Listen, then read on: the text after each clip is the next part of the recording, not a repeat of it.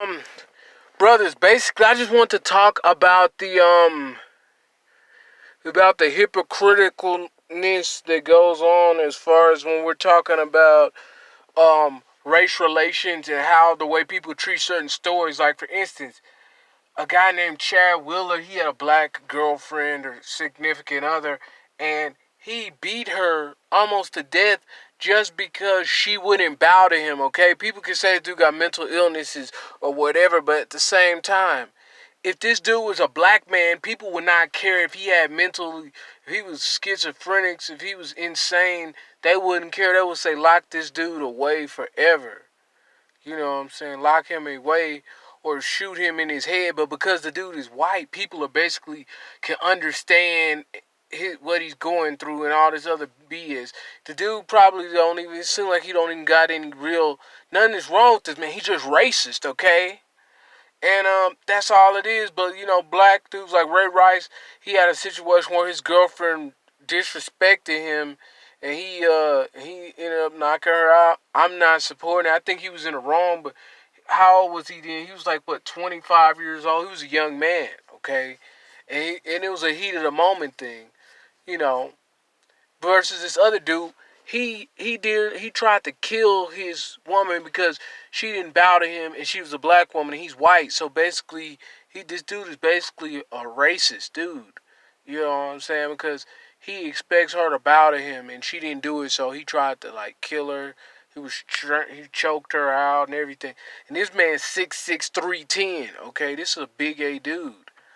But yeah, he whatever he do, that don't speak for every white man. But when a black man does something, Ray Rice or Kareem Hunt or Tariq Hill or whoever it is, you know what I'm saying? That goes, and people try to act like like that speaks for every black man. Every time one black man does something, people act like they always talk about black men doing something, but when a white man does something, they always talk about him individually. Even though Josh Brown, he admitted he beat his wife. He's a white boy. Uh, Ben Roethlisberger over here touching 16-year-old girls. You know what I'm saying? He's another white man. The other dude, I forgot who it was. It was one of those wide receivers who played for the Patriots. He jumped on somebody's car. Okay. You know what I'm saying? They barely even talked about that. They talked about that one time and stopped talking about it. You know.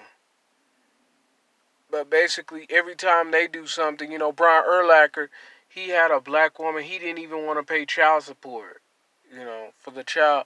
And all they wanted was like $20K a month, or it was very low. Because this dude, he has a lot of money. So I think they wanted $20K a month, if that. Okay, but every time a black man doesn't pay child support or gets into an altercation with the police or anything like that, you hear them airing it out on the news, basically 24/7. They keep talking about it. They kept talking about Antonio Brown, Jalen Ramsey. Every time they really stick to those stories. But when somebody like Russell Wilson does something good for the community, or Kelvin Beachum, or Larry Fitzgerald does something good for the community, they don't talk about it. But when somebody has false rape accusations against them, you know what I'm saying, like Kobe Bryant or something, they always bring that stuff up to make black dudes look bad. Every chance they get in the media to make us look bad. Okay? But every time a white man does something wrong, they talk about it for about a week. And then they stop talking about it never again. You know, after that, a year from now, people probably won't even, people will barely be talking about this a year from now.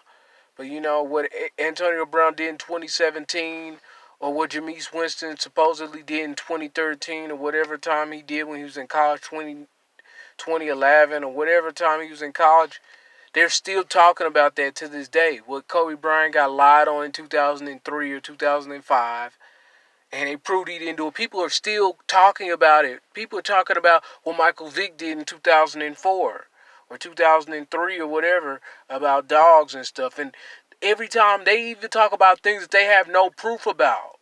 They talk about things they never have proof about. Whenever there's somebody like this Chad Wheeler guy or that Josh Brown guy beating his wife, these dudes admitted to doing whatever they were accused of doing.